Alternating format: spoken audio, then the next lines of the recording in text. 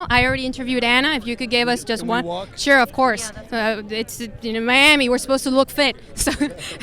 And you think Google is faking search results? Okay, so what I wanted to ask you about was the whole situation between the Democratic Party and the Republican. How a lot of times they agree on being pro regime change.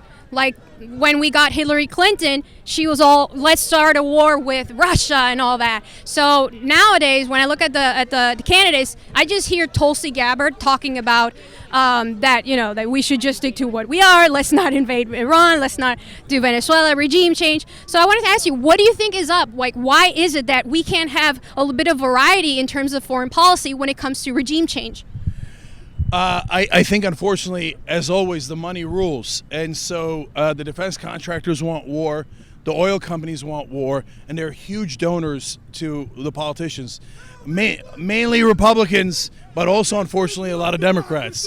And so when people get freed of that corporate influence, like Bernie Sanders has and some progressives have, all of a sudden they're not for war. So, the Republicans the Republican voters don't want regime changes. They don't want those wars. The Democratic voters don't want them. The only people who want them are the donors.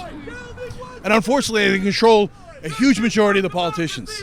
Now, here in South Florida, in Miami, we have historically had a huge Cuban American community that typically, regardless of their personal income, will vote for Republican all the way. And nowadays, that right-wing vote is being partially replaced, added on, with the immigrants coming in from Venezuela. And it feels, when you look at the local Hispanic channels, all they talk about, of course, is regime change. Let's get the best candidate that will invade Venezuela and possibly tighten the sanctions against Cuba.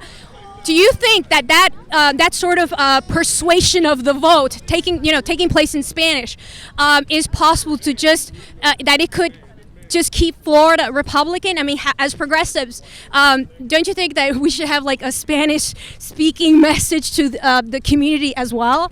Yeah, absolutely. Look, I don't think a single Latino should vote for Republicans in this country, especially in the era of Donald Trump. He called Latinos rapists and criminals. He's coming for your family. And what are you going to do? You're going to just sit there and take it? So I know the Cubans have a special exemption, and they get to come into this country unlike any other country and unlike any other immigrants. And since they have that unfair advantage, by the way, I'm happy that they do, but do not deny it to other people. And if you do, I got news for you. You're incredibly selfish, and you're not a good person. So if you get offended by that and you say, no, I should have the privilege, but no one else should, well, you're wrong. You're wrong.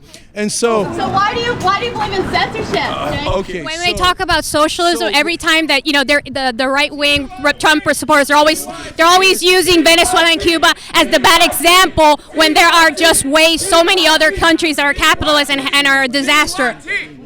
What kind of counter argument would you give people that every time you have a complaint about something, you just say, oh, but just look at Venezuela and Cuba, they're a disaster, so we don't want this to turn. First of all, Cuba wasn't socialist, it was communist. And there's a huge difference, let's call it. And Venezuela was a petrostate, and it was a disaster because they ran out of oil money.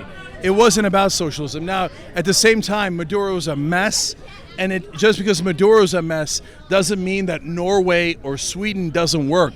Socialism does work. It has worked in many different countries. But listen, all of this is nonsense. I'm a capitalist.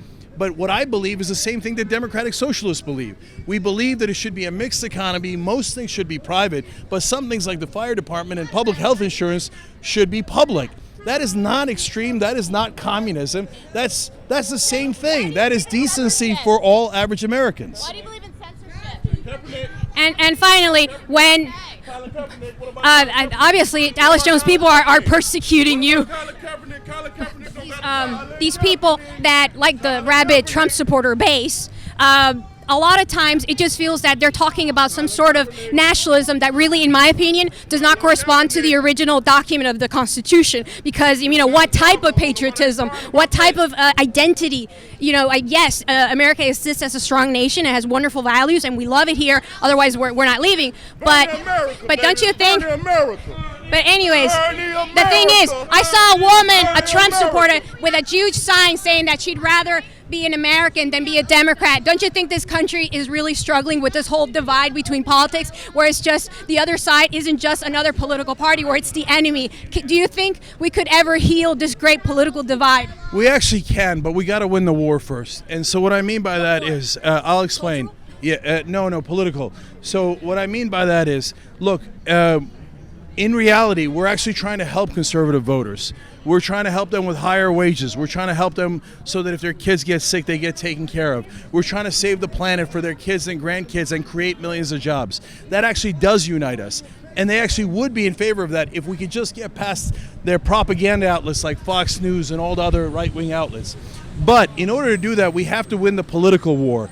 And I am not going to go in soft like a lot of Democrats do.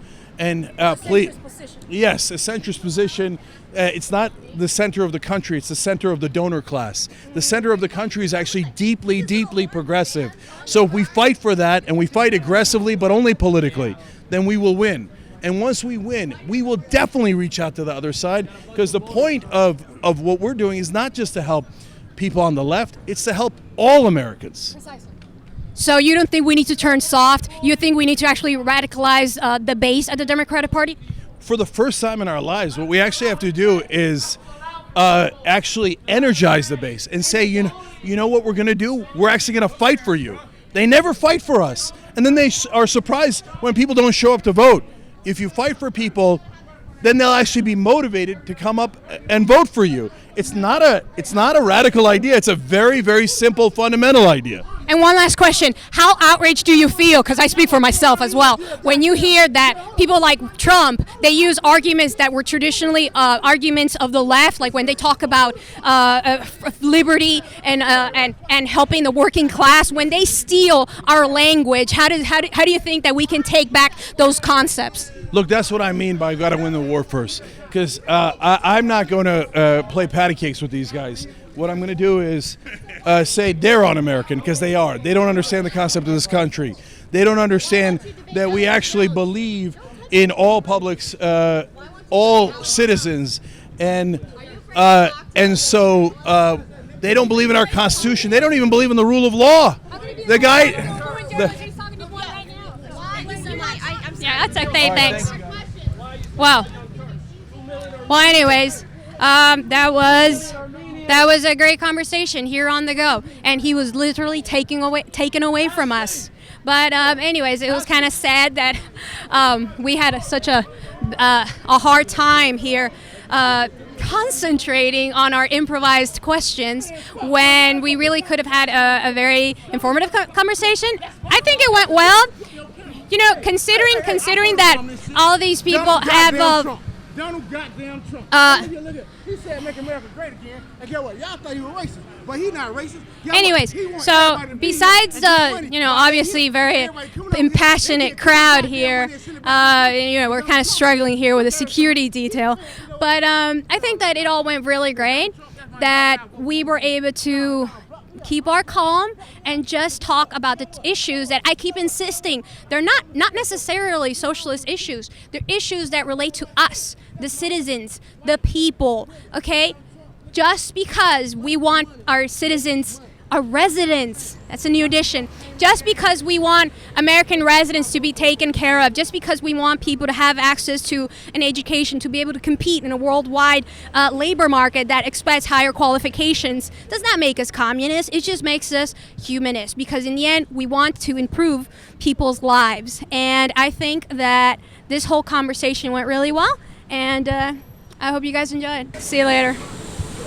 See all these buildings around here? And guess what? You can't put me on film because I'm not giving my consent. You just giving me It's a public space. It is, but my body is not public. Unless I'm gonna make some money, you can't put me on it.